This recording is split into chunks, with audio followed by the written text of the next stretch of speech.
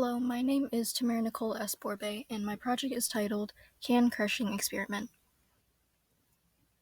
I decided to do this project because I was curious about how air pressure, heat contraction, and expansion affect and play a part in the can's compression once it touches cold water. This was my abstract. My investigative question was, will a can become more compressed when it touches the cold water if I let the water inside of the can boil for longer? In order to properly complete this experiment, it was vital that I understood two things, those two things being thermal contraction and expansion and air pressure. These two things are why the can compresses in the first place. Expansion, as the name suggests, is when matter expands. This means that the volume of the object increases. Contraction is when matter decreases in size and becomes smaller. According to Study.com, thermal expansion occurs when you heat a material and it gains more internal energy. The atoms within the material move around faster and the material expands.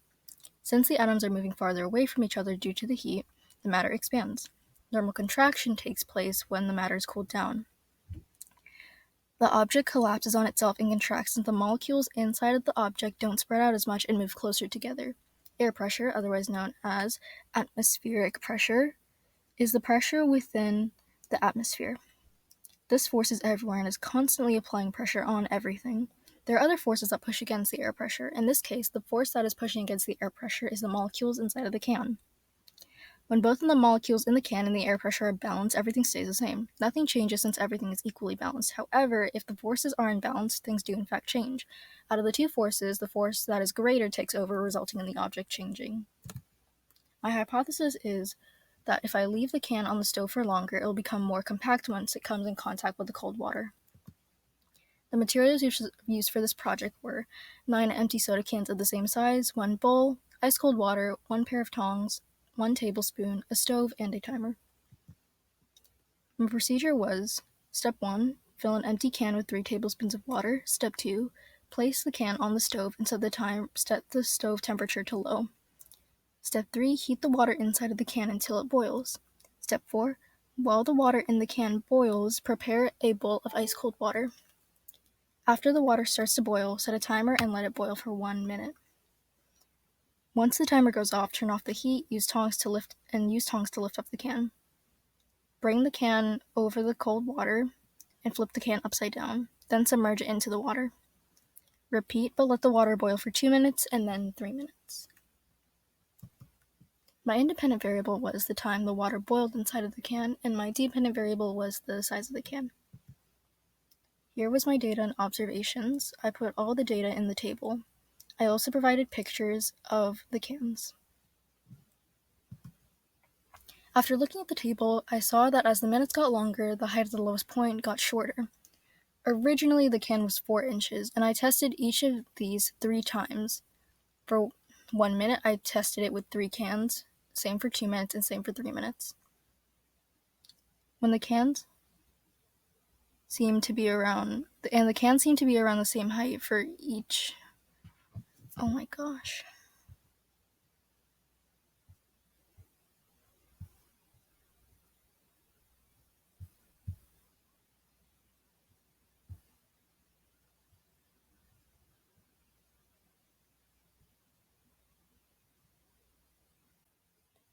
After looking at the data in the table, I saw that as the minutes got longer, the height of the lowest point got shorter. The can's original height was 4 inches. I boiled 3 cans for 1 minute, 3 cans for 2 minutes, and 3 cans for 3 minutes for more accurate results. The cans that boiled around the same time seemed to be around the same height. For example, the cans that I let boil for 3 minutes all came out relatively around the same height. Though they weren't identical, they were practically the same height. When I compared the crushed cans to the original can, it was definitely clear that the cans that boiled for 3 minutes were definitely shorter than the cans that boiled for 1 minute, which proved that letting the can boil for longer crushes the can more once it's submerged into cold water. So, in conclusion, the cans that boiled for longer were shorter than the cans that boiled for a shorter amount of time, which proves that my hypothesis that leaving the can on the stove longer will make it more compressed when it touches the bowl of cold water was indeed correct. The heat causes the water vapors to expand more, and it is able to push more air out. Since more air was pushed out of the can, that caused there to be a greater difference in pressure once the can was cooled. The water vapor condenses when the can cools down. That causes the can's volume to lessen. However, as previously stated, the can already pushed out all of the other molecules of air, which means that the can was completely empty. Since the can was entirely empty, the empty space within the can could no longer support the air pressure. It becomes unbalanced, and as said before, when two forces become unbalanced, the greater force takes over. Since the can was completely empty, there was no other force to balance out the air pressure, which means the air pressure was the greater force, causing it to take over and compress the can. If I were to ever conduct this experiment again, I would get more cans to test out the different times.